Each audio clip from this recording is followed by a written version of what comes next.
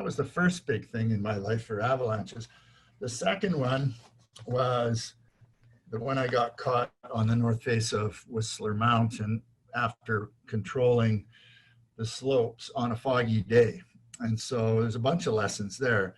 We were blind shooting the avalancher, and we had an exchange with Snowbird Patrol. In other words, it was the very first time we thought, let's get those guys up here and let's get them to show us what they do, and we can show them what we do. And so we were on gun 2 shooting the targets, but the fog came in. And so we sort of had, coordinates to where to shoot, but we couldn't see if we were getting any results. So we shot, and we, kind of thought we might have got something, but we thought, oh, well, we've shot, it must be safe, right? So I didn't shoot it. I didn't shoot the shots, but I had a pack full of bombs, and I was going over to gun 3. That was my position that year, or that day. And that was over on the top of Shell Slope that we shot Whistler Bull. So we took off above the T-bar, and we do a high traverse in those days. And by doing that, we walk along the flats where Glacier Bowl is. And that's pretty safe there, although slides do come down.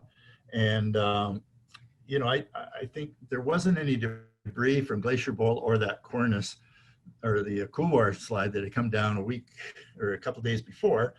But anyway, there was a lot of crossed. The sun came out and it got really warm. It was about 11:30 in the afternoon.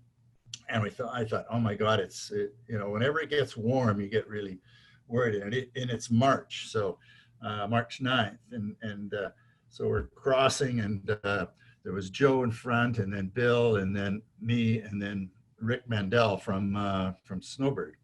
And as we crossed, we could hear the group below shoot their hand charge on surprise, which is the shots below the north face. And as we crossed, I could feel something, and I saw Joe taking a high traverse.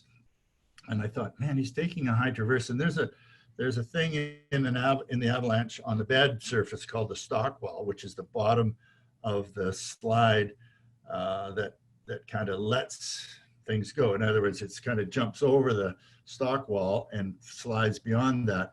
And so I thought, Joe, you're way too high. You're gonna, I didn't feel comfortable. But anyway, when that bomb went off on surprise, we looked up, and it had shaken enough so that the upper north face started to slide. And we all yelled, look out, it's avalanche. And we got, oh my God, we're all here. And there's this avalanche coming down from the top of the mountain. And we got, oh my God, we're in big trouble. And it swept me away. And I was, I knew that to get rid of my poles and try and get rid of my pack and try and get out of my skis. So I got rid of my poles, and I tried to get rid of my skis by twisting out of them. And I'd always practiced this because I knew I might need to do it someday. And I twisted out of the upper ski, but because I was going down and my weight was on the lower ski, I couldn't get my lower ski off. But I was swimming like a mad person, and the ski was dragging me down like an anchor. I could just feel it. And as it came, it went over my head, and I was clawing and trying to get to the surface, and I could feel it stopping. So I went, oh my God, here we go. And I stuck my hand up as high as I could, because I've been taught that as well, to kind of try and punch out of the slide. And so I did punch out, and I was covered. I wasn't even down a couple, even a foot, but my hand was out, but I couldn't move. And I started trying to wave my hand and whatnot. And Bill came down, Bill Shimka, and he said, hey, he uncovered the hole toward my face. And he said, what should we do? The other guy's totally covered it. I said, get me out of here. Come on, I'm stuck. So he said, oh yeah, right. So I started digging and dug me out. And it didn't take too long because I wasn't down very deep.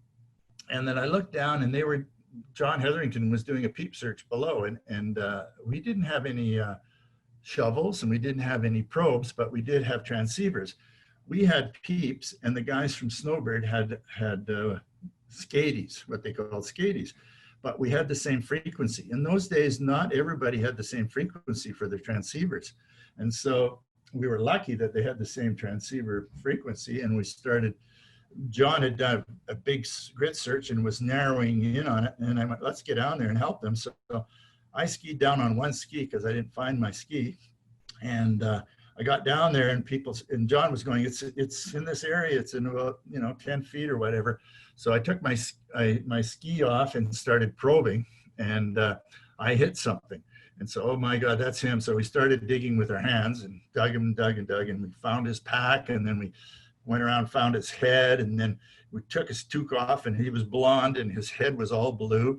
So we got underneath and scooped the snow out of his mouth as we tried to dig him out. And I mean, it was just mayhem, but there was 4 or 5 of us digging. And as soon as we scooped the snow out of his mouth, he went, and we went, oh my God. And so he was still not quite all there. And we were yelling his name, like, Rick, are you here? It's us, come on, but he kind of woke up at that point, and he was very groggy, of course. And so we finally dug him out. I forget how long it took, but it took quite a while. And he was down about 4.5 feet. And we didn't have any shoveling or any shoveling techniques in those days. Now it's very, very much, more designed to get the snow out of there. But if you're digging down, you've got to figure out where that person is and not just dig straight down, because you got to get the snow out. So now we dig in a V, and we have a conveyor belt system where we dig the snow out. But anyway, he was alive, so it wasn't that important to get him out real fast. So the big part of that slide was that it was big, and here I'll show you a picture of it. Okay. But anyway, if you can see it, it shows the actual slide and where we were buried. And I remember thinking as I was sliding down, looking at the top of Surprise, going, I'm dead. If we go over Surprise, it'll just pound us into the bottom of Surprise, because Surprise just flattens right out. Mm-hmm. But luckily it stopped before it went over. And I was saved, and Rick was saved, and they brought a chopper in and flew us back to the Alpine office because we didn't have skis. And I remember my future wife was at the Husky, and we didn't have cell phones in those days, and and she learned at the Husky that I'd been caught in an avalanche. It's not like today where you'd know immediately, but that's typical of 1978, 79 or whatever it was. And those were amazing times. We're so lucky to have been, see those huge slides, because you don't see them like that anymore. And we were pretty naive about what was going on. We really didn't have much knowledge. And another interesting time, I was skiing down from gun 2. We were waiting to shoot the gun, and I'd have radar up there with me. And we were running down, ski down the ridge, and then we ski down to the Alpine office. And there was a little slope at the top of the ridge facing the Alpine office. And I skied down there after shooting the gun with the dog, and I got an avalanche, and it bowled me over, and it totally buried me. And I wasn't buried very far, but radar came in and dug me out. So I figured, well, that was a pretty cool thing. My dog saved me.